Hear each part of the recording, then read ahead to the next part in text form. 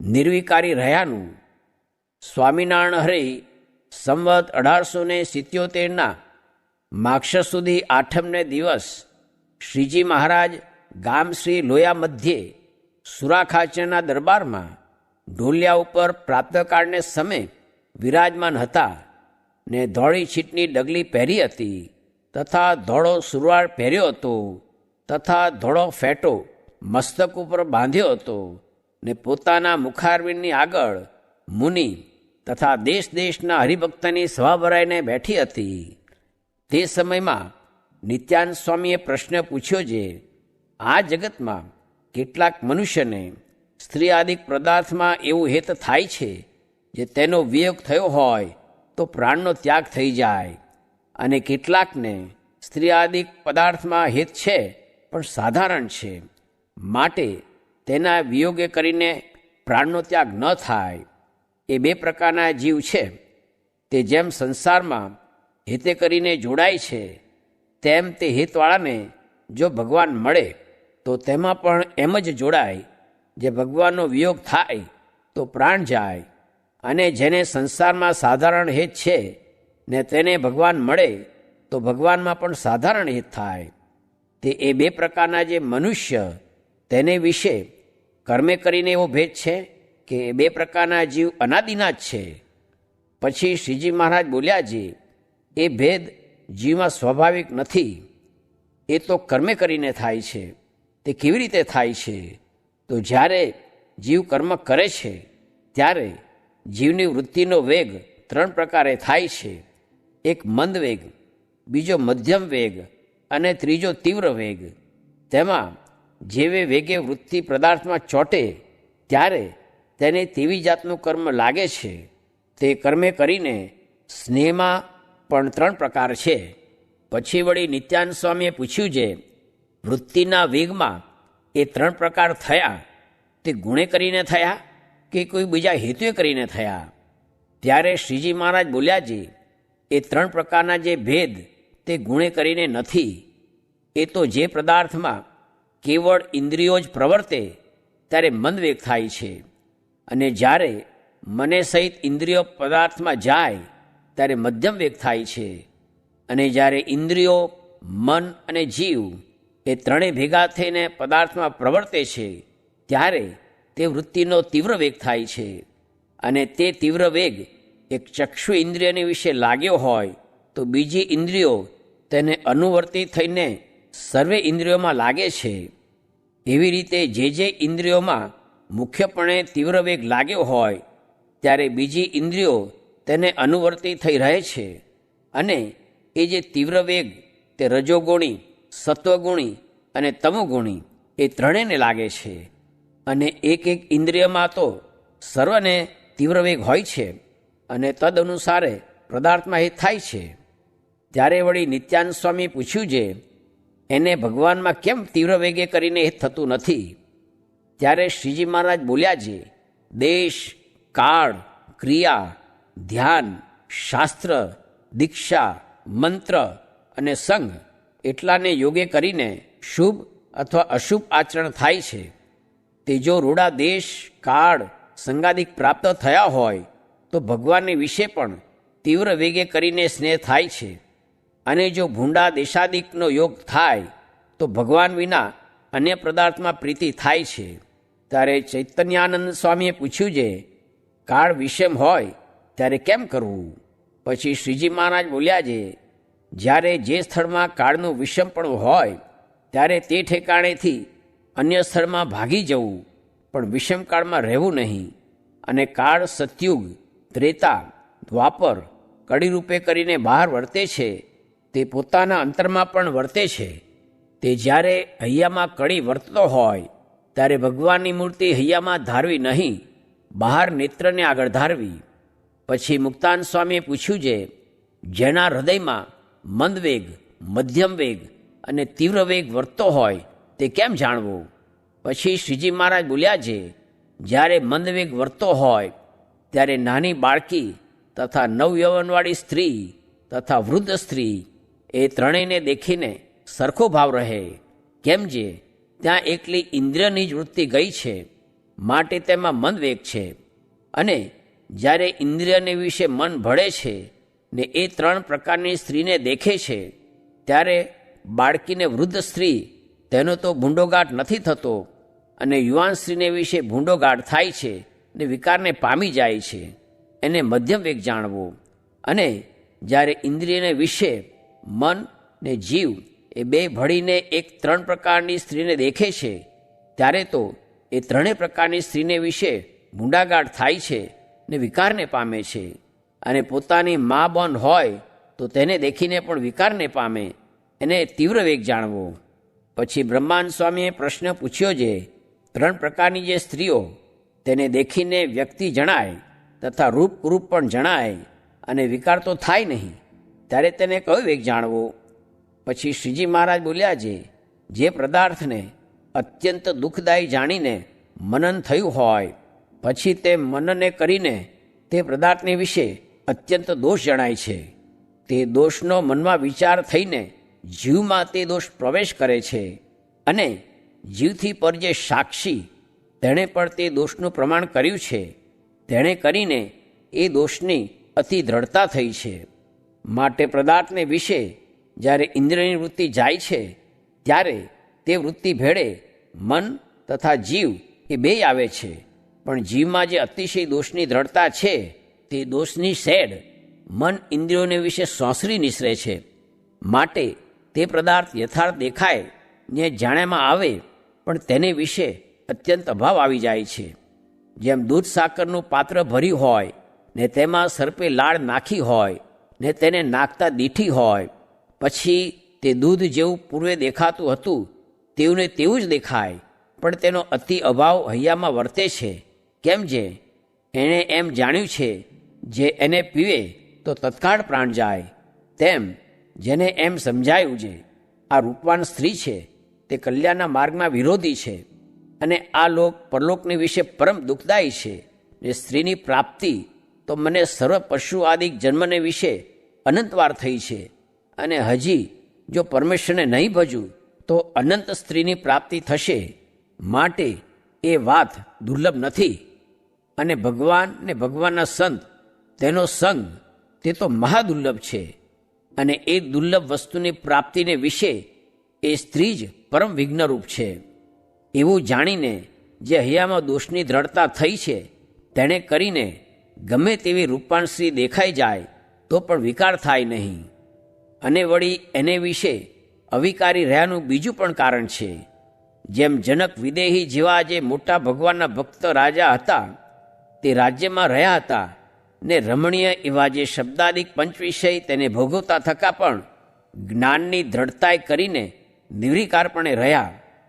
અને એ જનક જેવા જે જ્ઞાની હોય તે એમ વિચારે, જે હું આત્મા છું, શુદ્ધ છું, ચેતન છું, નિર્વિકાર છું, સુખરૂપ છું, અવિનાશી છું, અને સ્ત્રી આદિ જે વિષય છે તે તો દુઃખરૂપ છે, તુચ્છ છે, જડ છે અને નાશવંત છે, એમ વિચારીને કેવળ પોતાના આત્મા સ્વરૂપને જ સુખરૂપ જાણે છે.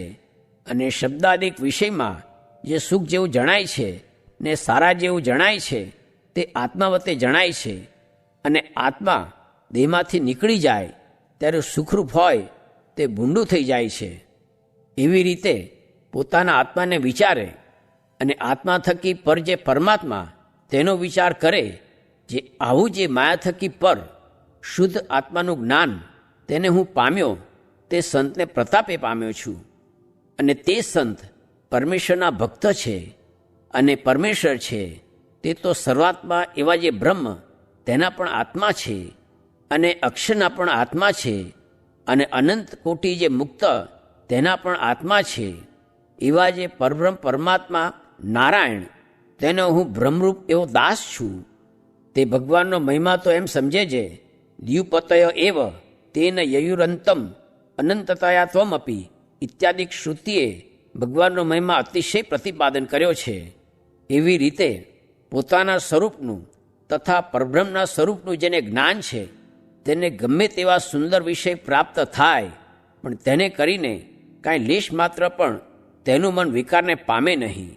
અને અવશ્ય જે શબ્દાદિક વિષય ગ્રહણ કર્યા જોઈતા હોય તેને ગ્રહણ કરે, પણ તે વિષયને આધીન થઈ જાય નહીં, સ્વતંત્રપણે ગ્રહણ કરે. જેમ કરોળિયો પોતાની લાળને વિસ્તારીને પાછી સ્વતંત્રપણે ગળવી ઘટે ત્યારે ગળી લે છે, તેમ એવો જે જ્ઞાની તે પોતાના ઇન્દ્રિયોની વૃત્તિને વિષયમાં પ્રસારીને પાછો સ્વતંત્ર થકો સંકેલી લે છે. અને એવો જે હોય તે રાજ્યમાં હોય તો પણ વનમાં છે, અને વનમાં હોય તો પણ તેને રાજ્ય કરતાં વધતો આનંદ છે. અને એવો જે જ્ઞાની તે રાજ્યમાં રહ્યો હોય ને હજારો મનુષ્ય પોતાની આજ્ઞામાં રહેતા હોય ને સમૃદ્ધિએ યુક્ત હોય, તેણે કરીને પોતાને કાંઈ એમ ન માને જે હું બહુ મોટો થઈ ગયો, અને તે રાજ્યનો નાશ થઈ જાય ને હાથમાં મૃત્તિકાનું પાત્ર લઈને ઘરોઘર માગી ખાય, તેણે કરીને એમ ન માને જે હું હવે તો ગરીબ થઈ ગયો. કેમ જે તે તો પોતાના કેફમાં મહા અલમસ્ત રહે, તથા તેણે પોતાના સ્વરૂપનો તથા ભગવાનના સ્વરૂપનો મહિમા જાણ્યો છે. તે માટે એને સોનું, કૂચો, લોઢું, પાષાણ એ સર્વને વિશે સમબુદ્ધિ વર્તે છે, તથા માન અપમાનને વિશે સમબુદ્ધિ વર્તે છે. અને એવો જે જ્ઞાની તેને કોઈ પદાર્થ બંધન કરવા સમર્થ નથી, કેમ જે એની દ્રષ્ટિ તો અતિ મોટી થઈ ગઈ છે ને માયક સર્વ પદાર્થને તુચ્છ જાણ્યા છે. જેમ કોઈ પુરુષ પ્રથમ કંગાલ હોય ને પછી તેને રાજ્ય મળે ત્યારે તેની દ્રષ્ટિ મોટી થાય છે, અને પ્રથમ લાકડાના ભારા વેચતો હોય તથા બીજા તુચ્છ તુચ્છ કામ કરતો હોય તે સર્વે એને વિસરી જાય ને મોટા મોટા રાજ્ય સંબંધી કાર્ય કરવા લાગે. તેમ એવા જ્ઞાનીને સર્વ પદાર્થ માત્ર તુચ્છ થઈ જાય છે, ને એવા જ્ઞાનને વિશે એની વિશાળ દ્રષ્ટિ થાય છે. અને એવી રીતે જે સમજ્યો છે તે સુખ્યો છે, તથા જે વિશ્વાસી હોય, કહેતા એમ સમજતો હોય, જે આવા મોટા સંત તથા ભગવાન જે વાત કહે છે તે એમ જ છે, પણ એમાં કાંઈ સંશય નથી, એમ સમજીને તે ભગવાન તથા સંત જેમ કહે તેમ કરવા લાગે. એ બે જણ જ સુખ્યા છે, અને એ વિના જે બીજા છે તે સુખ્યા નથી. ત્યાં શ્લોક છે, યશ્ચ મૂઢતમો લોકે યશ્ચ બુદ્ધે પરમ ગતઃ તાઉભો સુખ મેધે તે ક્લિશ્યત યંતરિતો જનઃ. તથા ભગવદ્ ગીતામાં કહ્યું છે, જે વિષયા વિનિવર્તન્તે નિરાહારસ્ય દેહિનઃ રસવર્જ્યમ રસોપ્યસ્ય પરમ દ્રષ્ટવા નિવર્તતે. એવી રીતે જેની અલૌકિક દ્રષ્ટિ થાય છે તેને પરમેશ્વર વિના સર્વ પદાર્થ તુચ્છ થઈ જાય છે. અને આ બે શ્લોક છે તેનો પણ એક સરખો ભાવ છે. પછી મુક્તાન સ્વામીએ શ્રીજી મહારાજને કહ્યું છે, હે મહારાજ, હવે તમે જે પ્રશ્ન પૂછતા હતા તે પૂછો. ત્યારે શ્રીજી મહારાજ બોલ્યા છે, માયામાં તે કેવળ દુઃખ છે કે સુખ પણ કાંઈક છે, એ પ્રશ્ન છે. પછી મુક્તાન સ્વામીએ કહ્યું છે, માયા તો કેવળ દુઃખદાયી છે. પછી શ્રીજી મહારાજ બોલ્યા છે, માયામાંથી ઉપજ્યા એવા જે સત્વ, રજ અને તમ એ ત્રણ ગુણ, તેમાં જે સત્વ છે તે તો સુખરૂપ કહેવાય છે. તથા શ્રીમદ ભાગવતમાં કહ્યું છે, જે સત્વમ યદ બ્રહ્મ દર્શનમ, તથા સત્વગુણની સંપત્તિ તે જ્ઞાન, વૈરાગ્ય, વિવેક, શમદમાદિક છે. એવી જે માયા તે કેવી રીતે દુઃખરૂપ છે. અને વળી એકાદશ સ્કંદમાં કહ્યું છે, જે વિદ્યા વિદ્યે મમ તનુ વિદ્યુદ્ધવ શરીરિણામ બંધ મોક્ષ કરી આદ્ય માયા મેં વિનિર્મિતે. માટે મોક્ષને કરે એવી જે વિદ્યારૂપ માયા તે કેવી રીતે દુઃખદાયી છે. પછી એ પ્રશ્નને સાંભળીને મુક્તાન સ્વામી આદિક સરે પરમહંસ બોલ્યા છે, હે મહારાજ, એનો ઉત્તર અમથી થાય નહીં, એનો ઉત્તર તો કૃપા કરીને તમે જ કરો. પછી શ્રીજી મહારાજ બોલ્યા છે, જેમ યમરાજાનું જે રૂપ તે પાપી જીવને અતિ ભયાનક વિકરાળ જણાય છે, તથા મોટા મોટા દાંત ને મોટું મુખ ભયાનક દેખાય છે, તથા કાજળ જેવું કાળું અને પર્વત જેવું મોટું ને કાળ જેવું ભયાનક એવું દુઃખરૂપ દેખાય છે. અને પુણ્યવાળા જે જીવ તેને તો તે યમરાજાનું રૂપ અતિશય સુખદાયી વિષ્ણુના જેવું જણાય છે. તે માયા છે તે જે ભગવાનથી વિમુખ છે તેને તો અતિ બંધન કરનારી છે અને અતિ દુઃખદાયી છે. અને જે ભગવાનના ભક્ત છે તેને તો એ માયા અતિશય સુખદાયી છે. અને માયાના કાર્ય જે ઇન્દ્રિયો, અંતઃકરણ અને દેવતા તે સર્વે ભગવાનની ભક્તિને અતિ પુષ્ટ કરે છે. માટે ભગવાનના ભક્તને તો માયા દુઃખદાયી નથી, પરમ સુખદાયી છે. પછી મુક્તાનંદ સ્વામીએ પ્રશ્ન પૂછ્યો છે, જ્યારે માયા સુખદાયી છે ત્યારે પરમેશ્વરનો ભક્ત હોય તે ભગવાનની મૂર્તિને હૃદયમાં ધારીને ભજન કરવા બેસે છે, ત્યારે એને અંતઃકરણરૂપ માયા તે સંકલ્પ વિકલ્પ રૂપે કરીને કેમ દુઃખ આપે છે? પછી શ્રીજી મહારાજ બોલ્યા છે, જેને ભગવાનનું મહાત્મા સારી પેઠે સમજીને અતિશય દ્રઢ ભગવાનનો આશ્રય હોય તેને તો અંતઃકરણરૂપ માયા છે તે દુઃખ દેતી નથી, અને જેને એવા આશ્રયમાં ફેર હોય તેને દુઃખ દે છે. જેમ કાચો સત્સંગી હોય તો તેને કુસંગી હોય તે ડગાવવાનો આગ્રહ કરે, પણ જે પાકો સત્સંગી હોય તેને ડગાવ્યાની કોઈ લાલચ રાખે નહીં, અને તેને સાંભળતા કોઈ સત્સંગનું ઘસાતું બોલી શકે નહીં. તેમ જેને એવો પરિપક્વ પરમેશ્વરનો આશરો થયો છે તેને ડગાવ્યાની લાલચ અંતઃકરણરૂપ માયા રાખે નહીં, અને સામી તેની ભક્તિમાં પુષ્ટિ કરવા લાગે. અને જેના જીવને વિશે એવા આશ્રમમાં કંઈ કાચપ હોય તેને એ માયા ડગાવે છે ને દુઃખ દે છે. અને જ્યારે એનો એ જીવ એવી રીતે ભગવાનનો પરિપક્વ આશ્રય કરશે ત્યારે એને ડગાવ્યાને અર્થે ને પીડવાને અર્થે માયા સમર્થ નહીં થાય. માટે એનો ઉત્તર એ જ છે, જેને ભગવાનનો એવો પરિપક્વ નિશ્ચય છે તેને કોઈ રીતે માયા દુઃખ દેવાને અર્થે સમર્થ થતી જ નથી. ઇતિ વચનામૃતમ, એવી રીતે લોયા પ્રકરણનું 10મું વચનામૃત જે તે થયું. વિષયનો તિરસ્કાર તો અક્ષરધામમાં, શ્વેતદ્વીપમાં, બદ્રિકાશ્રમમાં ને આ લોકમાં મોટા એકાંતિક પાસે છે. એ 4 ઠેકાણા વિના બાકી સર્વે ઠેકાણે વિષયનો આદર છે. સ્વામિનારાયણ સ્વામીએ વાત કરી છે, મોટા છે તે કોઈકને વધુ સુખ આપે છે ને કોઈકને થોડુંક સુખ આપે છે, તેનું કેમ સમજવું? એ પ્રશ્નનો ઉત્તર કર્યો છે, મોટા તો સમુદ્ર જેવા છે, તે સમુદ્રમાં પાણીની ખોટ નથી, તેમ એ તો કોઈને ઓછું સુખ આપતા નથી, પણ પાત્રને લઈને એમ જણાય છે. ને ઉપરથી તો મોટા માણસનું રાખવું પડે એવું ગરીબનું ન રખાય, એ તો વ્યવહાર કહેવાય. જે પર્વતભાઈ જેવા વાંસે બેસે ને મોટું માણસ હોય તે આગળ બેસે. સ્વામિનારાયણ હરે સ્વામીએ વાત કરી છે, અને વિષય તો બાંધે એવા છે, પણ જ્યાં સુધી મોહ છે ત્યાં સુધી જણાય નહીં. કેમ જે કેવા વૈરાગીવાન, તેને પણ બાંધ્યા. તેના નામ ગોવિંદ સ્વામી તથા પરમહંસાનંદ સ્વામી તથા મહાપ્રભુ નામે સાધુ, એ આદિ ઘણાને બાંધ્યા. તેની વ્યક્તિ જે ગોવિંદ સ્વામીને કેવો વૈરાગ્ય, તો સંસારનો ત્યાગ કરીને ચાલ્યા. તે રસ્તામાં એક રાજાની બાની 10,000 રૂપિયાનું સોનું લઈ બેઠેલ. પછી ગોવિંદ સ્વામીનું રૂપ જોઈને કહે છે, આ સોનું ને હું તમારી છું. પછી વિચાર થયો છે, પ્રભુ ભજવા નિસરે છે તેને આડી સિદ્ધિઓ આવે છે, તે મારે સિદ્ધિ આવી. પછી તો પોતાનું લુગડું મૂકીને કહ્યું છે, બેસ ખત્રે જઈ આવું. એમ કહીને ચાલ્યા ગયા. એવા વૈરાગીવાન તે પણ ગંગામાની દાળ ભાત ને રોટલીઓમાં બંધાણા. તેને મહારાજે 3 રાત ને 3 દિવસ સુધી ગામ જ આવવા દીધું નહીં.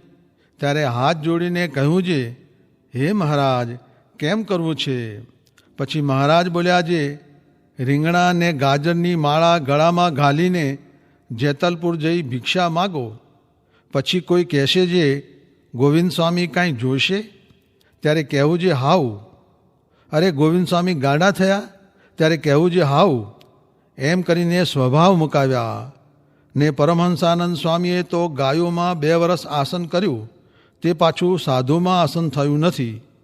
ને 3 વૃત્તિ તો પોતે સારસ્વત ભણ્યા હતા, ને ખોજાના તો ગુરુ કહેવાતા, તેને પણ એમ થયું.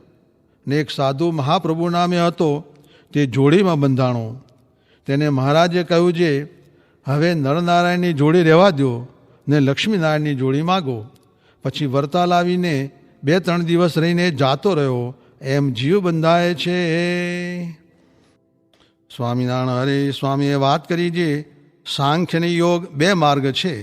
તેમાં યોગવાળા વિષયમાં બંધાય ને વળી છૂટે, ને સાંખ્યવાળો બંધાય જ નહીં. સ્વામિનારાયણ હરે સ્વામીએ વાત કરી જે ગ્રસ્તને શોભા તે ત્યાગીને દૂષણ, ને ત્યાગીને શોભા તે ગ્રસ્તને કલંકરૂપ છે, તેમજ સદવા વિધવાનું પણ સમજવું. સ્વામિનારાયણ હરે સ્વામીએ વાત કરી જે ખાઈને દેહ જાડું કરવું ને ઝાઝું ઊંઘવું એ 2 મને ગમે નહીં. કેમ જે એ 2 કામના હેતુ છે, ને મન પણ નવરું રહે તો વ્યભિચાર કરે, માટે નવરું ન રાખવું. સ્વામિનારાયણ હરે સ્વામીએ વાત કરી જે અનંત ક્રિયા થાય પણ ઇન્દ્રિયોને મનને રોકાય નહીં, ને નેત્રે કરીને ગધેડું, કૂતરું, મીંદડું આદિ જુએ એમાં શો માલ છે, પણ રહેવાય નહીં. માટે હાલતા ચાલતા ખાતા પીતા સર્વે ક્રિયાને વિશે ભગવાન જ સંભાળવા. સ્વામિનારાયણ હરે સ્વામીએ વાત કરી જે દેહને તો શું કરવું છે, આમને આમ પરપોલા જેવું કરી રાખે છે એવું ન રાખવું, ખાસડા જેવું કરી નાખવું. આ જોને અમારા પગ વજ્ર જેવા છે, તે કાંટો વાગે નહીં ને ધગે પણ નહીં. ને એકવાર મહારાજ પાસે જાતા હતા, તે રસ્તામાં શૂળ હતી, તે કરડ કરડ બોલતી ગઈ ને અમે ચાલ્યા ગયા, કાંઈએ થયું નહીં. માટે દેહ જો પરપોરા જેવું રાખ્યું હોય તો જરાક વા ન આવે કે જીવમાંથી આંકડો થઈ જાય, તે માટે એવું દેહ ન રાખવું. સ્વામિનારાયણ હરે સ્વામીએ વાત કરી જે મહાવદીમાં વાત કરી જે અમારી પોર આ દાડાની અરજી ભગવાન પાસે છે જે એક ગય રાજા જેવો રાજા ને રઘુવીરજી જેવા 2 આચાર જ મોકલો, નીકર આ લોકમાં 2 કરોડ માણસ ભગવાન ભજે છે, તેને સુખ નહીં આવે, તે પાપી નહીં આવવા દીએ. સ્વામિનારાયણ હરે સ્વામીએ વાત કરી જે જો થોડું જ જ્ઞાન હોય પણ સારધાર દેહ પર્યંત રહે તો સારું.